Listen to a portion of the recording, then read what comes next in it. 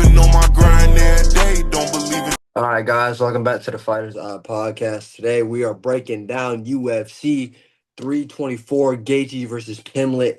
6 weeks off of UFC cards. My life was depressing without it, but we're back. I'm a little under the weather, not crazy, but yeah, I'm just like overheating. So my bad if I'm like not locked in fully. But yeah, anyway, first fight: Ty Miller versus Adam Fugit. I don't know why. I don't know how Adam Fugit is still in the UFC. I actually don't know.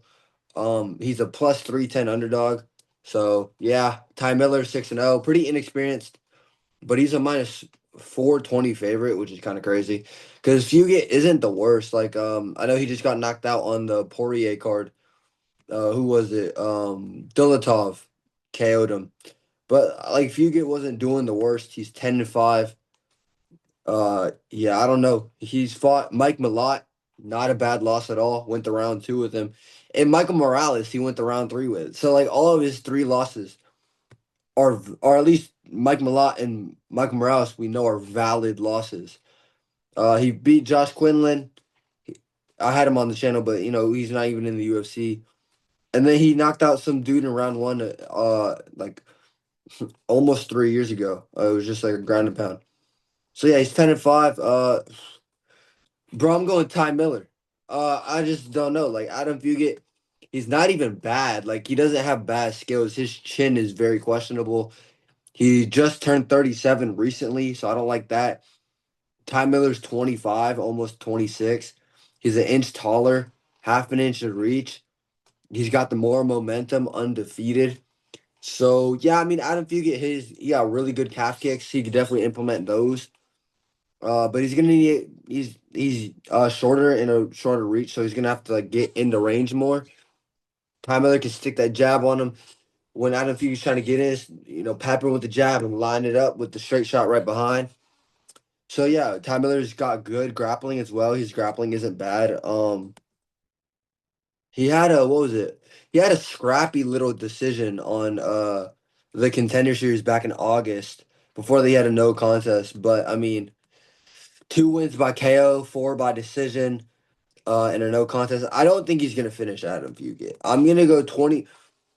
I'll go one judge scores it 29-28, but the other two scored 30-27 for Ty Miller. I think he just is gonna be more active on the feet. I think he has more long range weapons on the feet. And again, Fugit isn't bad. He just doesn't really have power. He's susceptible to getting knocked out and submitted because he's been knocked out by Dulatov and Morales. He got submitted by Mike Malott. Again, not bad losses, but still, you're really up there in age. So yeah, I think Ty Miller gets a decision, and then Adam Fugit probably gets cut from the UFC. So yeah, give me Ty Miller by decision, unanimous decision. Second fight, Cameron Smoothman versus Ricky Tercios. Um, Reached out to Ricky Tercios for an interview before this fight. Never heard nothing back. But yeah, anyway, Cameron Smoothman trains with Adrian Yanez. Yanez is the homie. So I kind of want Smoothman to win based off that. But he's minus 205. He's younger by a couple years. But same height, and Tercios has a 2-inch reach advantage. Bro, Smoothman isn't bad, man. He isn't bad at all. He's 1-2 in the UFC, which doesn't look that good. But he came in on short notice and beat Jake Hadley very dominantly, which was a good win. And then he lost to Sari City, who isn't bad, and he put up a fight. And then I believe he took the Ricky Simone fight on short notice back in June. And again, he didn't like look all that bad.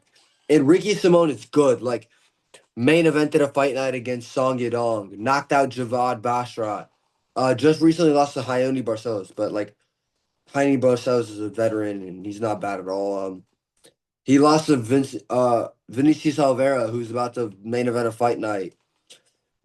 Also lost to Mario Bautista, but put up a damn good fight. Has wins over Jack Shore. Like he's really fought Raw fought. Like point is, Ricky Simone is good and he's experienced. I believe he also fought Marab as well, like way back. But yeah, I don't mind that loss to Simone, and it was on short notice over 6 months ago. And yeah, Tercios isn't bad either. He's 12-5. He won the Ultimate Fighter. But yeah, I mean, he hasn't fought in over a year. So that's a bit concerning with the layoff. Got submitted by Raul Rosas Jr. That's not a bad loss. Eamon Zahabi isn't a bad loss. Brady Easton is a good win, but like bro is really inactive because of injuries, so we actually don't know how he looks nowadays. In his last fight, he lost to Bernard Sapaj, who is decent. This fight should be a good one, honestly. Like this is gonna be a scrap on the feet. On the grappling, Terzios could get some takedowns. He'll work it. I know he's been submitted, but his submission ability isn't all that bad either. I mean, yeah, but Smootherman, his boxing is good. Like his hooks to the body, he's in the pocket. Exchange is good. He's got a decent chin. Cardio, cardio's decent. I do question it with the grappling if Simone can, or not Simone, if Tercios can miss up the like throw up the striking to mix in the grappling. I do question Smootherman's grappling a little bit. He has been knocked out, but most of his losses come by decision. Yeah, I don't know. I feel like Smootherman might honest, but like also feel like Smootherman might be fighting for his job. 2 fights in a row. He's lost again. Not bad comp. He is the favorite. He is younger, and I am gonna go with Smootherman by decision, 29-28. I think Ricky Tercios, all of his fights, he comes out crazy, winging big hooks, shooting really telegraphed double legs like he did against Raul. So if Smootherman watches that Raul fight back, he'll realize like, hey, like stop the crazy double legs, stick those jabs on him, and then when he comes in with the leaping hooks, just slip back and be able to rip pull back twos or be able to keep that jab on him to keep the range. And I do think Smootherman does have the better cardio, even though it is a little questionable. I trust his durability more. I trust his cardio more. Again, Turnster's got some big heat early on in the fight, so maybe he's able to land a big overhand and knock out Smootherman. But I think Simone hits way harder than Tercios, and Smootherman didn't like really do all that bad. Yeah, I just rate Smootherman's losses more than I rate Tercios's losses. Um, and they have simpler experience. Ricky is 12-5, Smootherman's 12-6. And I just think Smootherman is probably the person they want to win because he trains with a good team with Giannis and all of them. Um, I believe in Cali. I don't remember, or in Texas. Excuse me. He trains in Texas. But yeah, giving me Smootherman by decision should be. It will be competitive, but I feel like I'm saying the same thing. But yeah, it will be competitive. But I just think Smootherman will be more active on the feet and probably get it done. Anyway, next fight. Hold on, my bad. Next fight is there we go. Next fight is Josh Hockett versus Denzel Freeman. Both of them are 1-0 in the UFC. Hockett 7-0, Denzel Freeman 7-1. I believe Freeman fought in the PFL, which is pretty decent that he fought in the PFL because he only had 8 fights. He lost, I believe. Oh yeah, he had a couple fights. He went 1-1 in the PFL. Um, he beat Steven Aspen, which is not a bad win, and he's coming off a win back in November, I believe, on the Qatar card. Against some Polish dude. I don't know where my. There we go. Against some Polish dude that got cut immediately after because the fight was just really, like, really, really bad. He's fighting Josh Hockett, bro. Josh Hockett goes on the Contender Series, has a phenomenal performance, knocks out the dude, and then gets on the mic backstage and cuts such a good promo. And then he fought also back in November and completely demolished the dude in under a minute and knocked him out. So yeah, I'm going Josh Hockett by TKO, man. There, there's a right chance Freeman is able to survive and win the later 2 rounds because we don't know like what Hockett looks like when you add in a lot of grappling and Freeman is a grappler.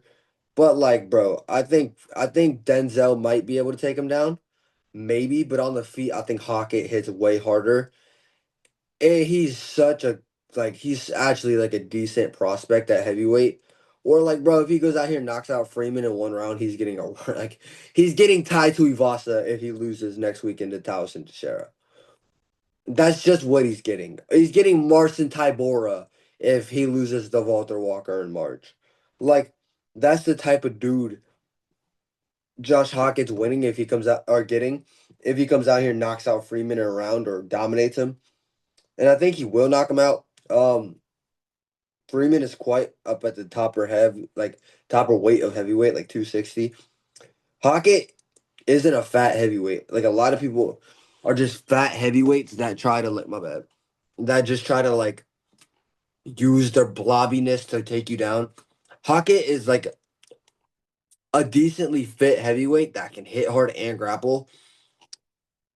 And I think early Freeman will be spamming leg kicks and try to get a double leg. Maybe he takes him down. Hockett works back up.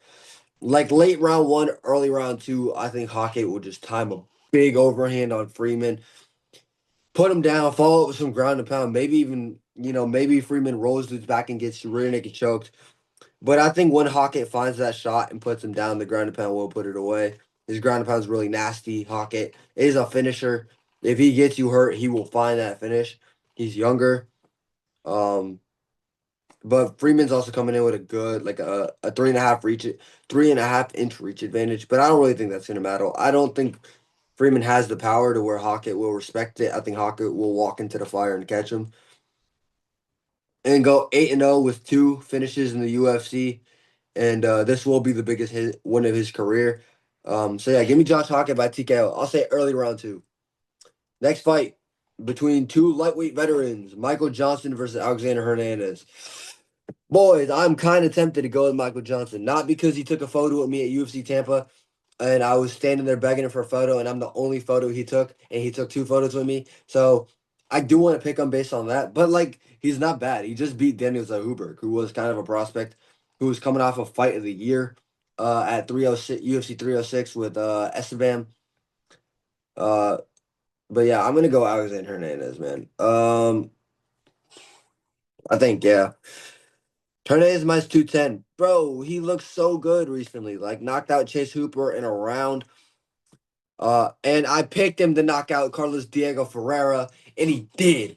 So yeah, I'm a hardcore, boys.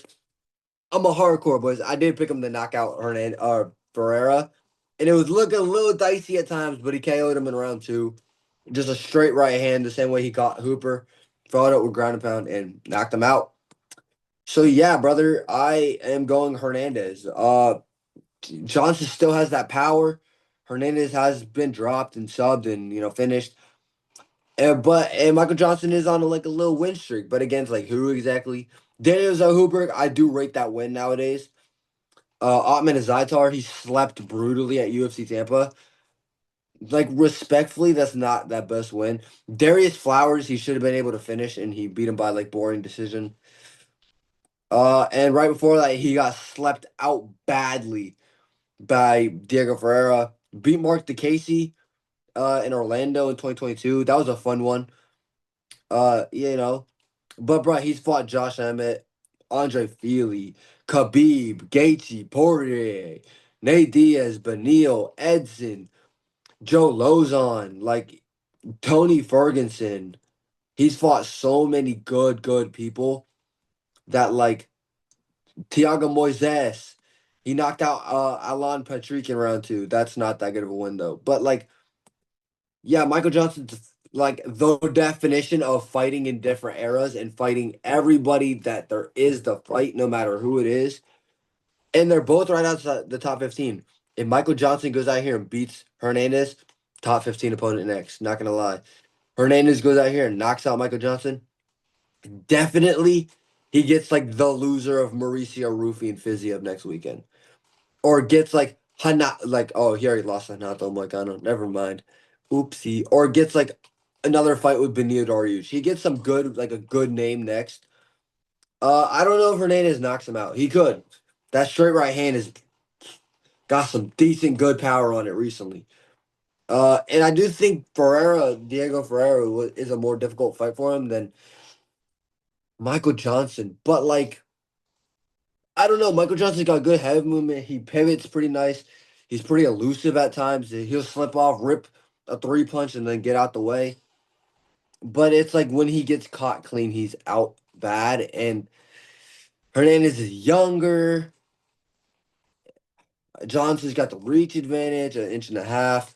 There's advantages for both sides. I think output, Johnson will be throwing more output.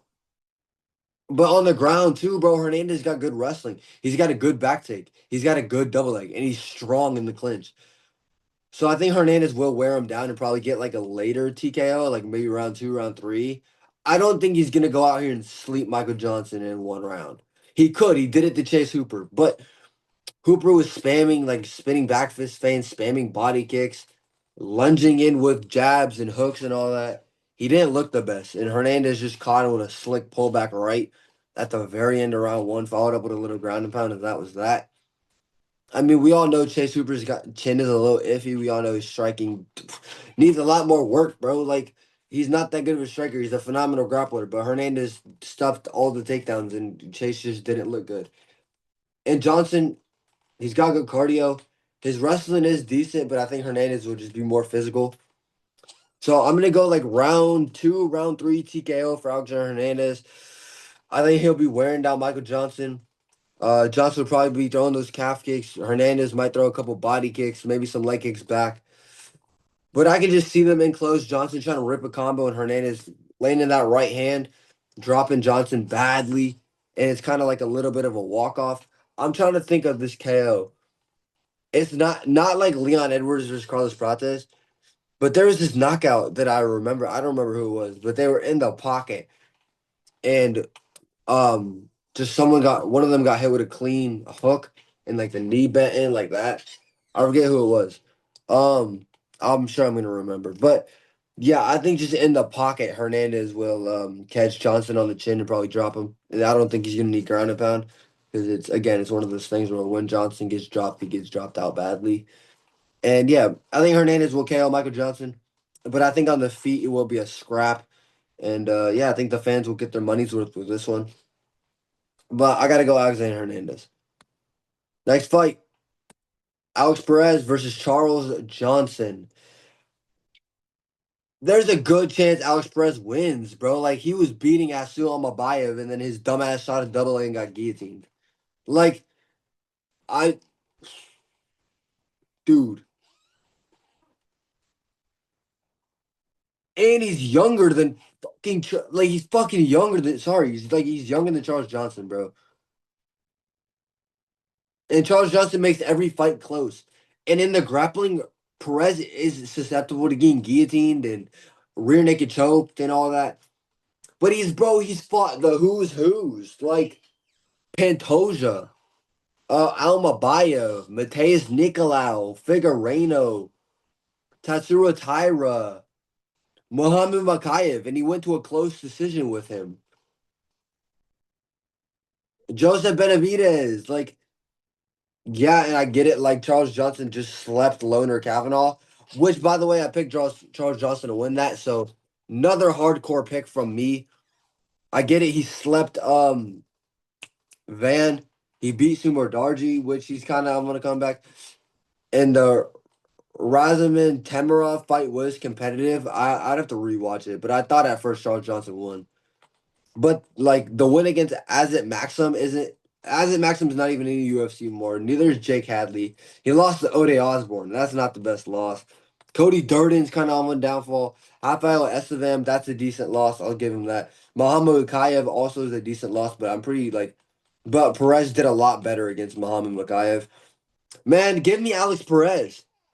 Give me Alex Perez by like split decision. I think he hits harder and he's fought the better competition. I'm gonna go Alex Perez. There's a very good chance Charles Johnson wins like a razor competitive fight because they probably want him to win because Perez pulls out of a lot of fights. He's injury prone. He's on a losing streak.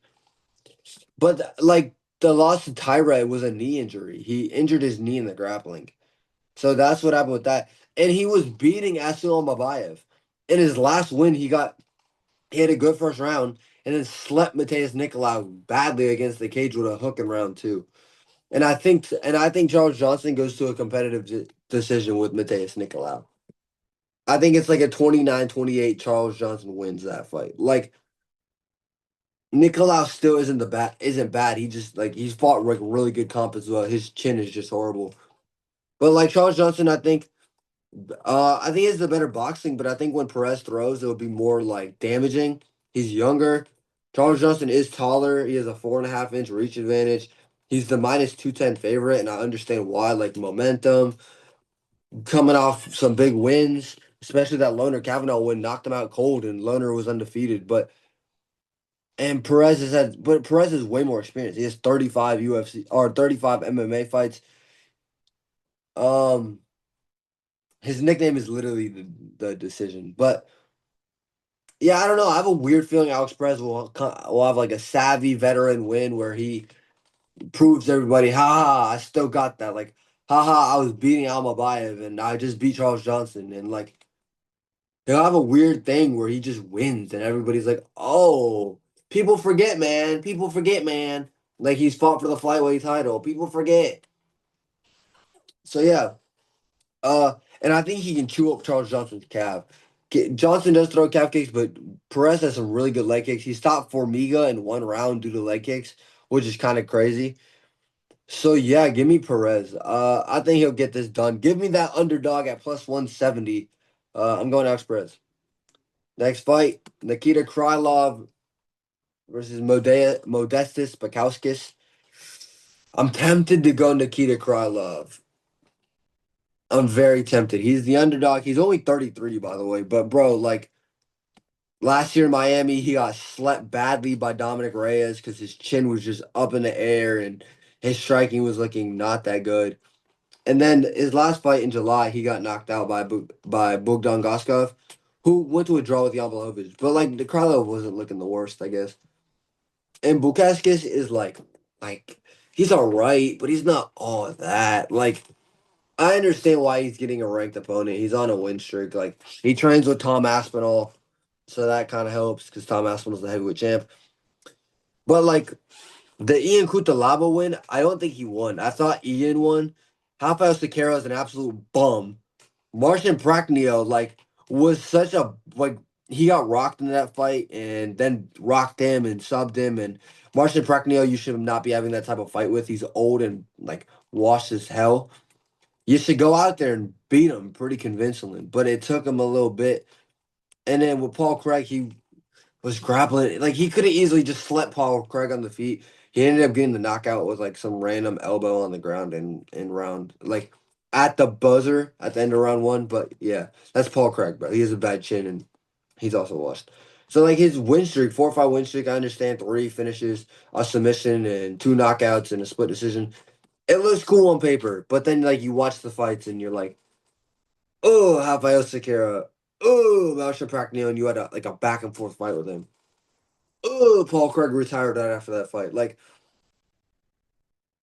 yeah, give me Nikita Krylov, bro. If Nikita Krylov gets knocked out, he might as well just fucking retire.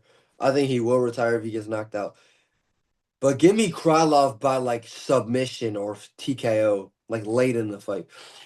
Again, Bukowski's his chin isn't the worst, but like, and he could go out here and Krylov's chin could be absolutely cooked. He was before the fights with Reyes and Guskov, he was off for a long time with injuries. He could go out here and just get fucking sniped in round one, like rushing in like he was against Reyes. But I trust bro will throw some teeps to the body. He'll throw some leg kicks. He'll be patient. He doesn't have bad head movement. When he doesn't rush on the feet, Krylov's decent and he's got some power. So does Bukowskis. But like, bro, like it's fucking Modestas Bukowskis, bro. Like, and Krylov's got an inch and a half, or yeah, an inch and a half in reach. I think he has more advantages. He's better in the ground. He's better in the clinch. He's fought better comp.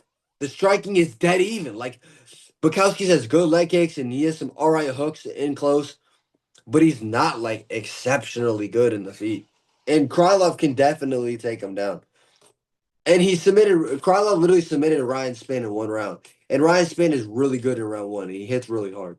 So that's the same thing Bukowski. He hits really hard. He's really good in round one, and then after that, he makes everything competitive. So give me Krylov by submission. I can see like a club and sub. I think Bukowski will be trying to come in, and Krylov will time something. Be patient. The power's pretty even. Maybe Bukowski can rock him, and then Krylov cracks him back and drops him, and it's Bukowski's rocked him, but Krylov dropped him right back, and then it's like an arm triangle. So, yeah, I got Krylov. Give me this underdog again. I'll say round 3 submission after a kind of competitive fight on the feet, but Krylov's getting a little touched up late, and then he just comes back and drops him and subs him. Uh, but yeah, I understand why Bukowski is the favorite. Carlos been knocked out badly in round one in his last two fights. Bukowski got a win streak, da da da da. But I got Krylov. I think Krylov is gonna get it done. Next fight, Ateba Gauthier versus Andre Puliev. Uh, ain't really nothing to break down. I mean, they're both 6'4". Ateba's got a 2.5 inch reach advantage. He's a -1,000 favorite. He's 9-1 and just beats the fuck out of everybody in round one and then brutally knocks them out. He's 3-0 in the UFC. KO'd Medina in round one with a knee to the head. Destroyed Robert Valentine. Dropped him like 3 times and then beat him up. And then Tristan Vines, just off pure strength, ripped him out the clinch, sat him down and punched his head in against like, bruh, it was so random. Um, I'm going Ateba by round one KO. Puliev is a decent kickboxer, and I believe he just like beat up Nick Klein or whatever. Yeah. His UFC debut, he lost to Christian Leroy Duncan, which isn't a bad loss because Leroy Duncan's fighting like a top 10 dude in Roman Dolidze. But Klein, round one was kind of competitive. I thought Puliev won, and then round two he just like TKO'd him 90 seconds in. So yeah, I mean that's all right. But not, like Nick Klein he's all right, but like I don't know if he's still UFC worthy. Like he got knocked out by Mansour Abdul Malik, which isn't the bad loss, and now got knocked out by Puliev. Shout out Nick Klein though. I had him on the channel. He's a nice dude and all that. But like I think Ateba will just walk him down. Like he doesn't have good footwork though. He's like very like base heavy. So maybe if Ateba's walking him down like how he usually does, kind of like Mike Tyson, Puliev can keep to the body, leg kick, chew up those calves to where Ateba can't have the explosiveness in his punches. But once Ateba's able to stick some jabs on him, stick a jab to the body and rip an overhand, man, if he lands on Puliev's chin, bro, it might be good night early. I think Ateba will get him out there like later round one. I think Puliev will have a little success with leg kicks and maybe a knee in the like a knee up knee up the middle when Ateba is like ducking down for an overhand. But yeah, Ateba's pretty fucking good. I don't think he's gonna lose till he fights like a really good grappler with a good chin. Like I think he can knock out Bo Nickel if he times something. Like I don't know, Bo Nickel would be cool, I guess. But like I think he should get past Puliev. He's a -1,000. I think gets him out there round one, like latest early round two. Like round two starts, he just starts walking him down, throwing hooks and overwhelms Puliev. But it's gonna be so hard to survive the first round. A 5 minute round with the Tabagodier walking you down, throwing hard jabs, overhands, and then in the clinch, slamming knees into your body and ripping one to the head. Like he's so powerful. That's why everybody calls him the mini Francis Ngannou. And yeah, I think he'll knock out Puliev round one. After Puliev has a little success with some kicking and maybe like a knee up the middle that clips Ateba. Next fight. I don't know why this fight isn't on the main card, but featured prelim Umar Nurmagomedov versus Devinson Figueiredo. Um, Let me just say, bro, Umar is not that fucking good, bro. Umar is not that fucking good to be -1,600. Explain, UFC. Explain. How is he -800 versus Mauri Bautista? But he's fucking -1,600 against Figueiredo, who just beat a prospect, brother. He just beat Montel Jackson. And I picked Johnson to KO him, or Jackson to KO him. Bro, you can't, like, I understand he got dominated by Petr Yan. Over a year ago, Petr Yan just beat the champion, and now Petr Yan is the fucking bantamweight champ. And I think Petr Yan beats Umar, by the way. Like, gang, the Corey Sandhagen fight, yes, it was not looking the best, but he got his knee injured. He like ruptured something in his knee. Like it's not a like come on, bro. At the end of round two, and yes, he was getting dominated. I understand. Drop Marlon Vera, submitted Cody Garbrandt, beat the shit out of Rob Font, and like in his bantamweight debut. In a fight, people thought Rob Font might knock him out. Nah, he dominated him and dropped him like 2 times. Like bro, Umar is not supposed to be -1,600. I think he does win. I think he'll win it like a 30-27, 30-26 decision. I'm not saying it's insane that he's a big favorite. I understand, bro. He was like a 3-1 favorite or something against Marab. Umar is winning. I think he has more weapons on the feet. And yes, there is that slight chance that Figueiredo times something on his chin because Marab was kind of rocking Umar on the feet with some wild hooks in their title fight. Yes, a year ago, but still. Umar, and then I'm pretty sure Umar got dropped by Bautista with a knee, like early round two, and he got dropped by Beksa Almakhan, who Alexandre Taporia, who's not even ranked, kind of beat up. I did pick Beksa, but still. Um, yeah, like I guess Umar's 8 years younger. He has the more momentum. He has some good question mark kicks to the head, some nice kicks to the body. His boxing isn't bad, but like I think Figueiredo has the power advantage. He definitely has like the experience advantage. He's like a former like I think 2-time flyweight champion. 4 fights with Brandon Moreno. Moreno obviously is really good. Fought Rob Font, fought Marlon Vera, fought Peter Yan, fought Corey Sandhagen, fought Cody Garbrandt, fought Alex Perez. He's fought some really good guys. Fought Joseph Benavidez twice. Uh, yeah. I believe he also fought Pantoja, if I'm not mistaken. Yeah, he did. He beat Pantoja, which Pantoja is like the second greatest flyweight of all time nowadays. Um, yeah, there's a chance Figueiredo catches Umar on the chin, but I think Umar would just rip him up with body kicks. When Figueiredo gets in close, Umar would try to initiate the clinch or grab a body lock and try to knock him off, or what's it called? Like try to hip toss him or work him to the cage and drag him down from there. In the clinch, Umar will need the thigh, need the body, try to get the hands clapped under the butt and try to drag him down. He's got really good like he's a fucking Daggy, bro. He's a Dagestan who is family with Islam and Tigir and Khabib and Usman Nurmagomedov and all those people. So yeah, Umar will win. He'll probably get a title fight, like one Petr Yan and O'Malley rematch if O'Malley wins later on the card. So yeah, or after the Merab Choji, I don't know what they're gonna do, but yeah, give me Umar by like 30-26 decision. I actually think. Oh, and Figueiredo could chew up the calves. Like he has good leg kicks and good stomps to the knee, but I just think the grappling will be too much. And I think when Umar gets him down, he'll be able to hold him down pretty comfortably. And I could even see like Figueiredo rushing to his like rolling to his back and rushing a get up, and Umar rear naked choking him like round two. But I'll go decision. I think Umar will get a dominate decision, and he'll probably get a fucking performance bonus because he's related to fucking Khabib. But anyway, first fight on the main card, which will be an absolute banger: Arnold Allen versus Jean Silva. I'm a big Arnold Allen fan, and I'm a big Jean Silva fan. I've been wanting this fight for such a long time.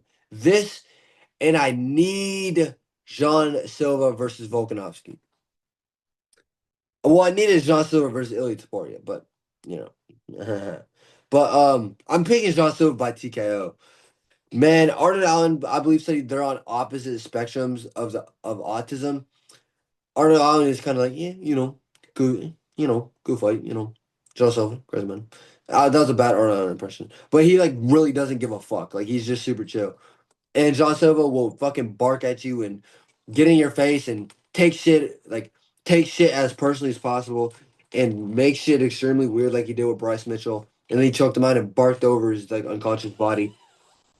So yeah, they're they're interesting people. But uh bruh, Arnold Allen had a really close fight with Movsar. When I first saw that, I thought he won. I do now think Movsar won.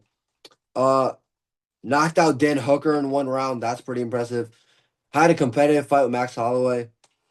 Uh, almost 3 years ago. Jeez, that's crazy. But and that fight with Mofsar was 2 years ago.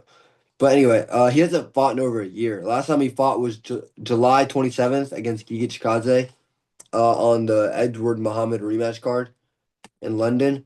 Which since then Giga lost to David Onama, and then he just got brutally spinning back fist KO'd on the last card of 2025 against Kevin Vallejos. So yeah, that win isn't aging the best. His win over Calvin Cater blew out his knee, and since then he's lost to Steve Garcia and lost to Yusuf Zalal. So that win is not aging good. And yeah, I think Arnold Allen is a scrappy dude, but his defense is questionable. And John Silva will throw spinning elbows in close, so throw nasty teeps to the body. He'll walk you down and throw elbows and throw like hard fucking shots. And I think Arnold could have some success early if he, uses some pivots and, is able to, defend nice. Because he does like this. He does like kind of like what Floyd Mayweather does, just weirder. And I think when he does like this, his face is open right here. John Silva can rip a right hand right down the middle, rip lead hooks to the body. Um, so yeah, and John Silva is fucking nasty, man.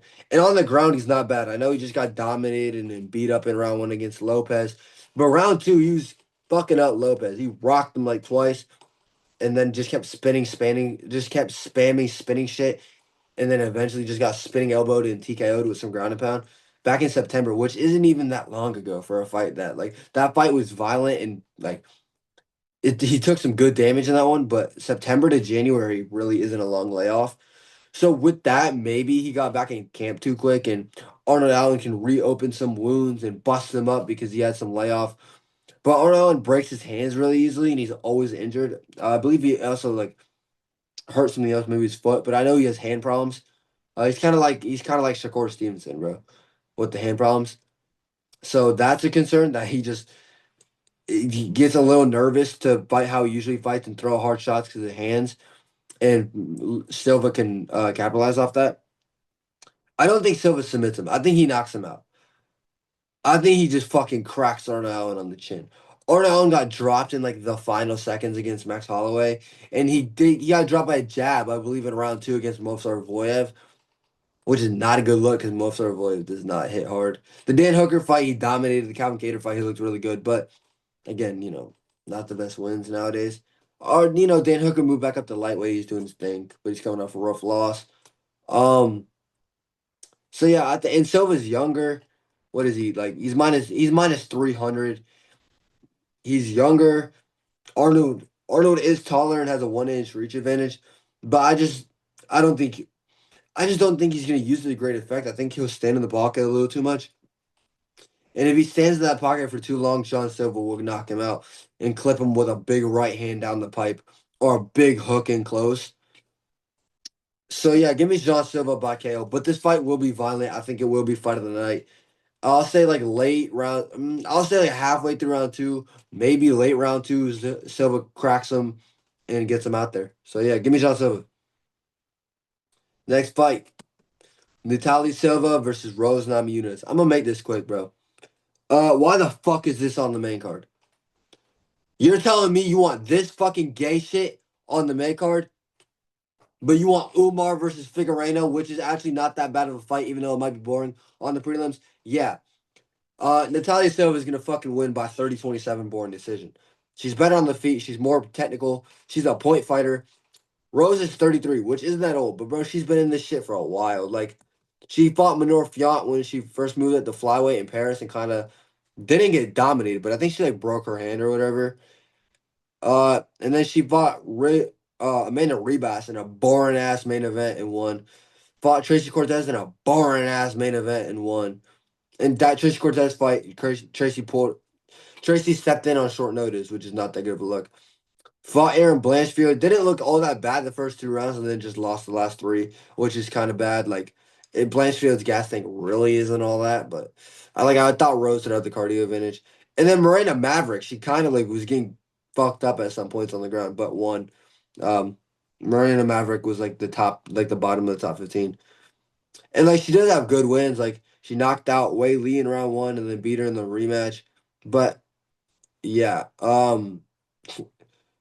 fuck that Carla Esparza fight, bro. It's literally the worst UFC fight in history. Beat Ioane and Jacek twice, but that was like at strawweight. That was down a weight class where she was a lot quicker than them and actually kind of hit more hard. And Ioane does have power, but like Natalia Silva is gonna rip leg kicks, pivot off, land some step in 1-2s. Maybe Rose can win around, get a little grappling going. But Alexa Grasso tried that against Natalia Silva back in May. Didn't really work. Natalia Silva already deserves a title fight. But if when she wins this, because she probably fucking will, she definitely deserves a title fight. She's minus 440. She's younger. They have the same reach. But I think Natalia will be more effective on the feet. I think she'll time things better. In the clinch, I think she'll be able to, I think she will be more physical. Like this is her natural weight class. Rose is moving up in weight. I think Natalia will be a little more physical.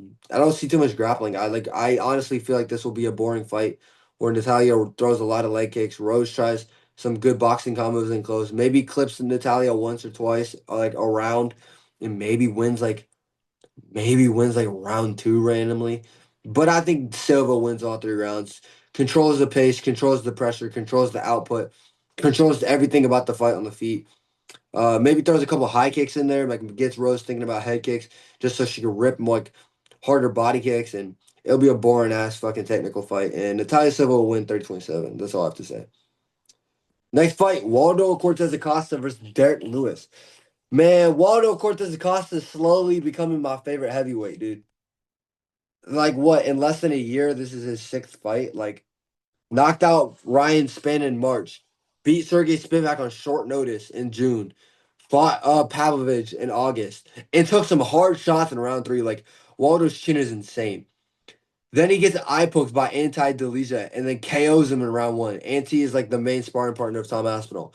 Then he steps in 3 weeks later, flies across the fucking world to Qatar and knocks out Shamil Gaziev in one round. He is the BMF of heavyweights. And he's fighting Derek Lewis. This one should be a fun one while it lasts. I think there will be a KO. Derek Lewis is almost 41, but he just fought back in July in a main event. Hooked up Taushin Teixeira, dropped him in like 35 seconds and knocked him out. But I'm going to go Waldo. I think Waldo can implement some grappling. And I know he said he will stand and bang with Derek Lewis. Brother, if you beat Derek Lewis, you're getting a fucking title shot, in my opinion. Like, don't risk it. Like Lewis is the hardest hitting heavyweight in history. Like he could literally lose he could literally in a 25-minute fight lose their first 24 and a half minutes and knock you out with 30 seconds in one punch. Like that lot like he hits insanely hard. Yes, he isn't up there in age. They both weigh in the 260s. But and Lewis is shorter, but he has an inch reach advantage, so that's interesting. But I think Waldo will land some calf kicks. I think he'll chew up the legs of Derek Lewis. I think Lewis will try to walk him down and try to throw some big hooks and an overhand. But if Waldo is good slipbacks, good pullbacks, be able to get out the way of shots, which is impressive for heavyweights because most heavyweights don't have good fucking head movement. But what do I know? But I think Waldo will pepper some jabs on him, maybe throw a front kick to the body, and I think Waldo will get a. I think he'll get a decision, man. I actually don't think he'll knock out Lewis. I think he'll get a decision win. I think he'll out kickbox him. Maybe he's able to get Lewis to the cage, drag him down, get on the back, and work him there later in the fight, and get like a good 30-27, 29-28 decision where Lewis has a good opening round and just walks him down and touches him up a little bit. Waldo does good, peppering the jab and trying to get some takedowns and working him in the clinch. Against the cage, I actually think Waldo will be able to keep him against the cage. He's good at keeping people against the cage. I do think Lewis is like more like muscle strong, but technically strong. And when it comes to the clinch, I think Waldo will be able to do that. Lewis is 29-12. Like he's fought everybody, bro. But Waldo is just that dude. Salsa boy. He's 34, which is kind of crazy, but like he's minus 325. I do think he's a lock. I don't think like Lewis wins unless he lands a nuclear bomb like he does on most guys on the chin. But I think Waldo has like that Marvin Vittori type chin where he just can't get fucking slept. And I think he'll outpoint Lewis at some points, but I do think he can rock Lewis. Like I think if he times like when Lewis is because Lewis does this thing where he keeps his hands like this a little bit. If he can rip an uppercut lead hook through the guard, I think he could stumble Lewis up a little bit. And I think he's just the overall better fighter. And he's younger and he's way, way, way, way, way more active. So yeah, give me Waldo Cortez Acosta. Co-main event. If you are what you say you are, a superstar. Sugar Sean O'Malley is back against Song Yudong. Let me just say, bro, I prayed for this fight for years, bro. I prayed for this and it's happening. I wish it was 5 rounds. I'm going fucking Sean O'Malley. I'm going Sean O'Malley by decision. He's minus 210. He's older by a couple years. He's taller by 3 inches. He has a 5-inch reach advantage. Sean O'Malley will win a 29-28 decision. Yadong's grappling is not bad, but bruh, O'Malley just got in 2 camps from Marab. A camp for the UFC 306 card, and then a camp for, I believe, the UFC 316. Yeah, UFC 316 card. He lost both times to Marab. But bro, he dominated Marlon Vera over 5 rounds. Knocked out Aljamain Sterling when Aljamain beat Petr Yan twice. Yes, I know, won by DQ. Beat Henry Cejudo, beat TJ Dillashaw. He has a win over Petr Yan. But before that, knockout, knockout, knockout, knockout, knockout. Like, he was knocking everybody out. And yes, he got TKO'd because of like the calf thing from Marlon Vera. And he had a no contest with Pedro Munoz. And he wasn't even looking the best against Munoz. But like, yeah. In that Aljo fight, he looked really fucking good defending the grappling. Yeah, I didn't like his striking the most in round one, but then he just went out there and knocked him out round two. And with Yadong has good in close boxing, and I do think he'll be able to rip some nice body shots in close. I know Marlon Vera caught him with a nasty body shot at the very end of the fifth round against in the O'Malley rematch.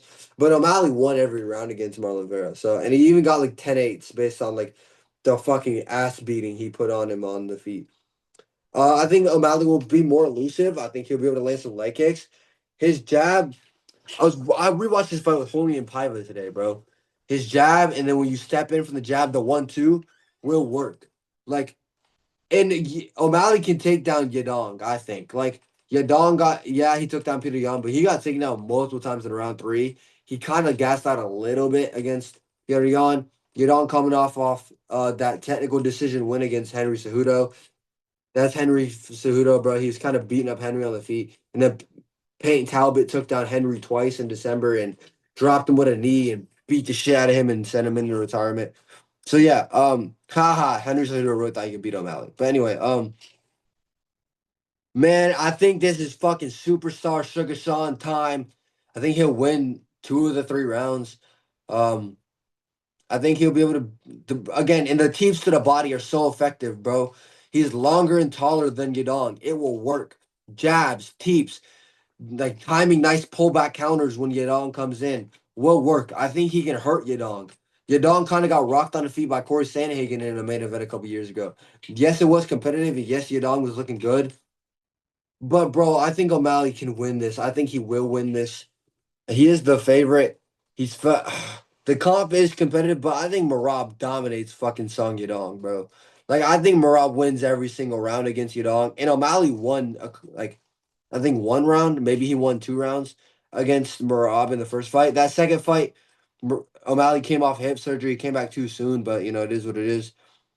And yeah, and I think O'Malley knows if he loses, like his career's over. He's never getting a title fight again.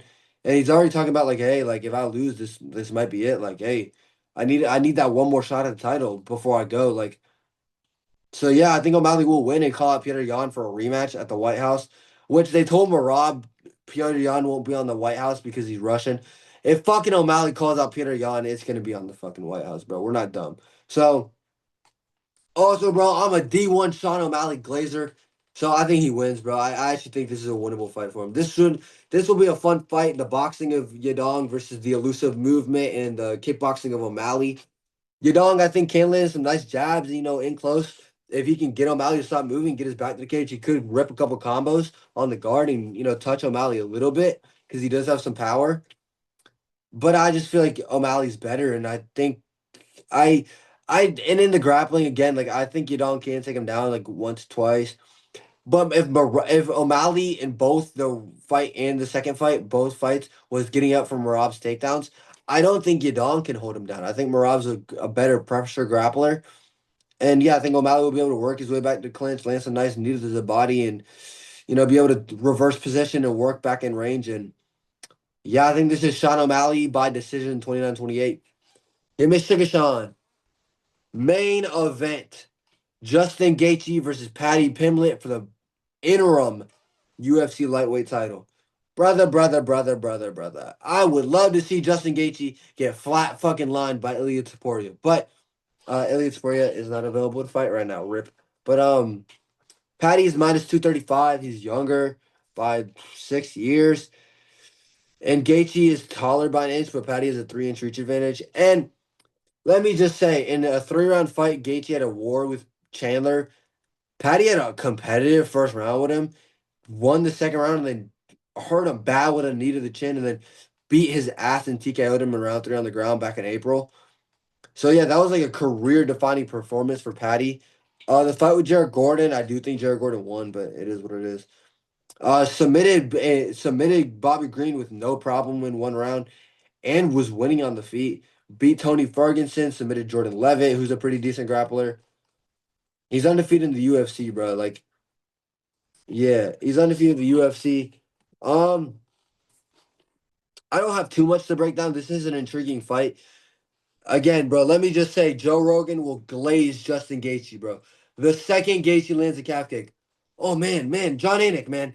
That leg is already red. Patty's leg is already in trouble. He needs to switch stance, bro. He can barely walk. When two land, call the fight, bro. Call the fight. Two leg kicks. Patty's done. Like Joe Rogan's a fucking dickhead. But yeah, I think Patty wins, man. I think Patty subs Justin Gaethje. For some reason, when Patty fought or when Gaethje fought for the interim title against Tony, he was the underdog and battered Tony Ferguson and TKO'd him around 5. Fights Khabib, doesn't do the best on the feet, gets triangle choked against Charles Oliveira, his next undisputed title fight. Gets rear naked choked after having like a 3 minute war on the feet. He gets dropped with a fucking nuclear right. Charles takes the back and rear naked chokes him in Arizona. Like, for whatever reason, every time Bro fights for a title, he gets subbed.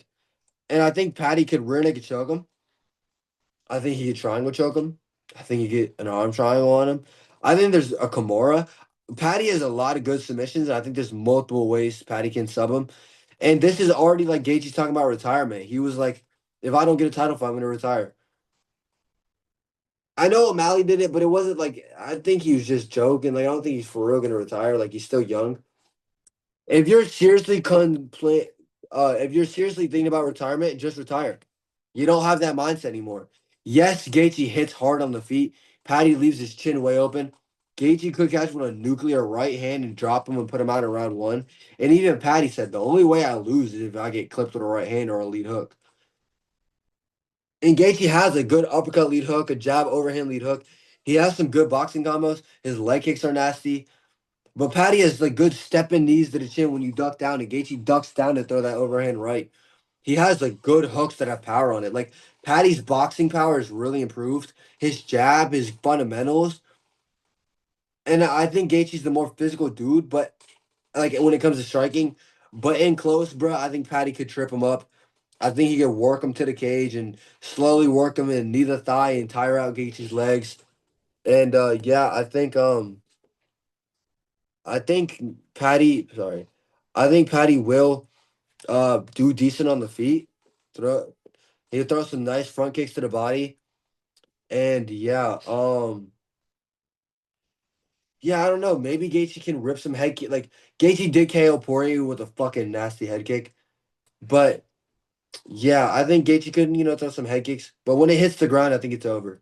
I do gotta wrap this up because I gotta go. But yeah, should be a fun one. I kind of did want this fight back in Miami. Patty said Gaethje's name. It's here. The fight is here. The fight is now. And I think Patty becomes interim champ. I think the UFC wants him to win so he can fight Ilya. I think Ilya KOs him or subs him. But yeah, this is gonna be Gaethje's retirement fight. I think Gaethje gets subbed and retires, and that's the way the first Paramount card ends. Patty Pimblett is your interim champion. He fights Ilya at the White House. So yeah, give me Patty Pimblett. I'll say triangle choke or rear naked choke. One of the two. Those like his two best subs, and I think he'll get him with it. So yeah, give me Patty Pimblett by submission round 2 or 3. But yeah, that was my breakdown for UFC 324, Gaethje versus Pimblett. Appreciate y'all watching, and yeah, I'll be back with some more content, working on some new interviews. But I appreciate y'all watching, and have a nice one. Yay, sir.